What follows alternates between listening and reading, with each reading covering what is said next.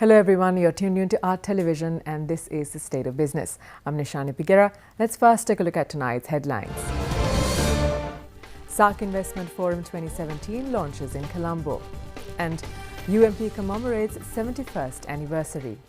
In tonight's main story, the SAARC Investment Forum 2017, hosted by Sri Lanka this year, commenced at the Sri Lanka Exhibition and Convention Centre in Colombo this morning. Prime Minister Ranil Wickremesinghe was the chief guest at the forum and delivered the keynote address. The forum is organised by the Federation of Chamber of Commerce and Industry Sri Lanka and the SAARC Chamber of Commerce and Industry. This year's SAARC Investment Forum is launched under the theme Unleashing South Asia to signify the importance of regional cooperation amongst Afghanistan, Bangladesh, Bhutan, India, Maldives, Nepal, Pakistan and Sri Lanka.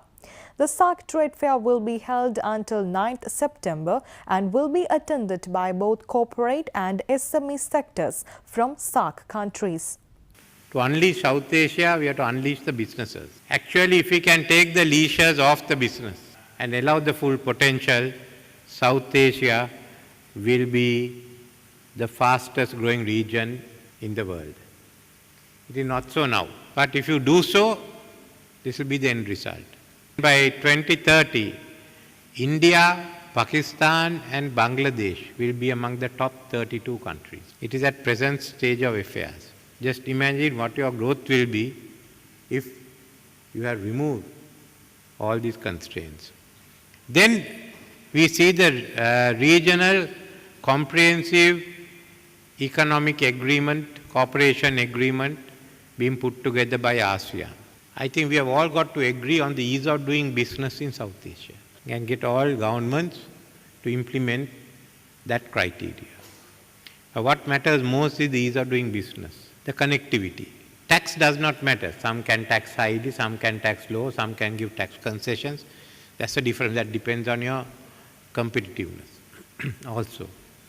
But certainly connectivity is important.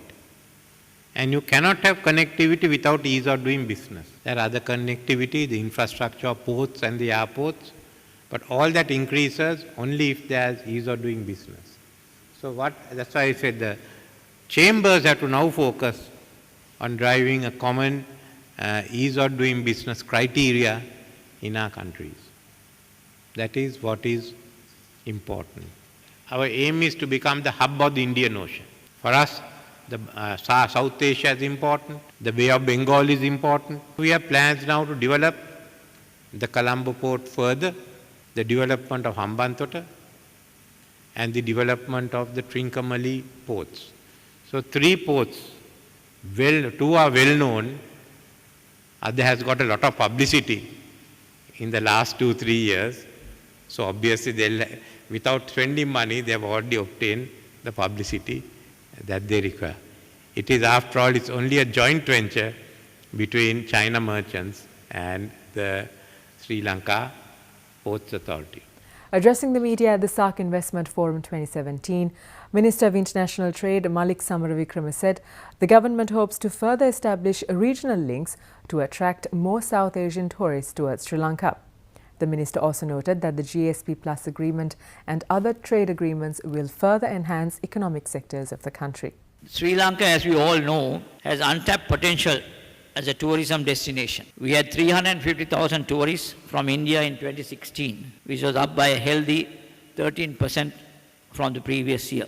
However, this compares to 1.1 million tourists from India to Singapore, a location that doesn't have our beaches, jungles, mountains, or diverse cultural and historical attractions. Thus, we wish to encourage more South Asian tourism and have already established excellent air links through our national carrier. Investment opportunities are also considerable in this sector. The benefits of investing in export-driven trade and services in Sri Lanka include its resilient economy, supportive government policies, strategic locations as a logistic hub, preferential access to large markets, its educated workforce, fast developing infrastructure, and increasingly vibrant business environment. All this will be further enhanced by the GSP Plus agreement that we have and the trade agreements underway. Finally, we as a government will do everything possible to facilitate trade, and we invite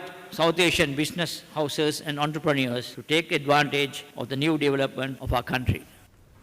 In more news tonight, a religious ceremony was held today to mark the 71st anniversary of the United National Party at Sirikotha headquarters under the patronage of Prime Minister Ranil Wickremesinghe. The main ceremony is scheduled to be held on the 10th of September in Ratnapura. Speaking at the event, Minister of Public Enterprise Development Kabir Hashim noted that it is the intent of the present administration to establish a national government through 2020 for the well-being of the Republic. ආණ්ඩුව ඕන දෙයකට මුහුණ දෙන්න සූදානමින් ඉන්නවා 20 වෙනකන් ආණ්ඩුව යනවා. ඔබතුමා බලලා ඇති අපි 2025 ප්ලෑන් කරලා ඉවරයි. අපි දිනවන්නේ ජාතික ආණ්ඩුවක්. අපට ඕනේ මේ රට හදන්න. ඒ නිසා අපි සියලුම දේශපාලන පක්ෂ එකතු කරගෙන අපි ඒ ජයග්‍රහණය ජනතා ජයග්‍රහණයක් කරන්නයි බලාපොරොත්තු වෙන්නේ. ශ්‍රී ලංකා ආණ්ඩුවක්ද UNP ආණ්ඩුවක් නෙවෙයි මේ රටේ ජනතාවගේ ආණ්ඩුවක් අපි හදන්න බලන්නේ 2020.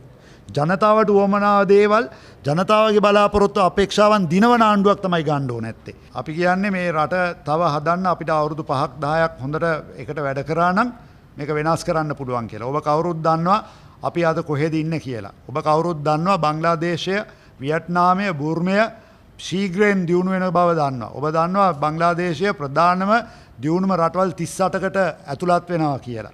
එතකොට අපි එහෙමනම් 2010න් පසුව යුද්ධ ඉවර වෙලා මහින්ද රාජපක්ෂ මහත්තයා හරි ප්‍රතිපත්ති අනුගමනය කරලා තිබ්බනම් ශ්‍රී ලංකාවත් ඔතන තියෙන්න ඕනේ. The State of Business will return with more news after this short break. Do stay tuned.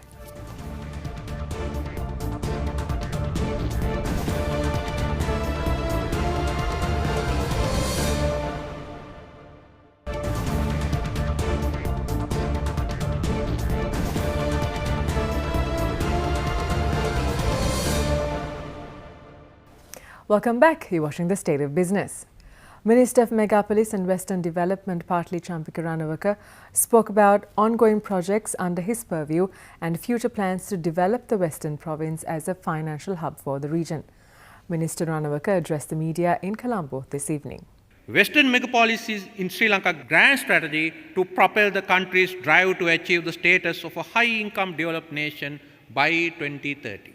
Development of the port city, port and the coastal belt. The port city, you can see outside this hotel, is going to be completely a new modern city built on 269 hectares of land reclaimed from the sea. The reclamation work will be completed in June 2019. Land parcels will be available from June 2018. The city is expected to be developed as an international financial city in addition to being a trading hub. Tech city, the science and technology corridor for advanced high-tech activity. The purpose is to provide spatial transformation to facilitate high-tech research and development and high-tech industries, particularly in those core disciplines of advanced technology as nanotechnology, biotechnology, electronics, ICT, robotics, and space technology, as well as on emerging new disruptive technologies like drone technology. Developing the airport and AeroCity adjoining the existing airport there in Katunayaka, and lands will be available for convention, exhibition centers, and commercial and residential development. And connecting port and airport, the logistic corridor being partly now developed, lands available for further businesses. And also a development of Colombo downtown as a central business district in and around Bere Lake. Lands will be available in 2018 onwards. And finally, the Colombo port core area of historic architecture from British period, together with the pedestrian web and new Colombo gate at Chalmers Gantry Land adjoining the railway station and the port. And 2 dedicated industrial townships at Mirigama, which is connected to the Central Expressway, and they are in Horana, which is connected to the Southern Expressway, and land will be available from this year onwards. Trading at the Colombo Stock Exchange ended in the red today. Let's look at the details after this break.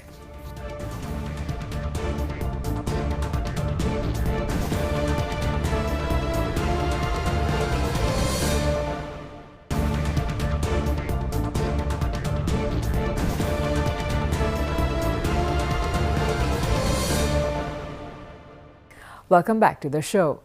Trading at the Colombo Stock Exchange ended on a negative note today. The all share price index dropped 24.53 points to close at 6,361.03, and the S&P SL20 dropped 7.27 points to close at 3,676.23. Turnover was 1.5 billion rupees and 32.9 million shares were traded. And now let's take a look at the day's foreign exchange rates.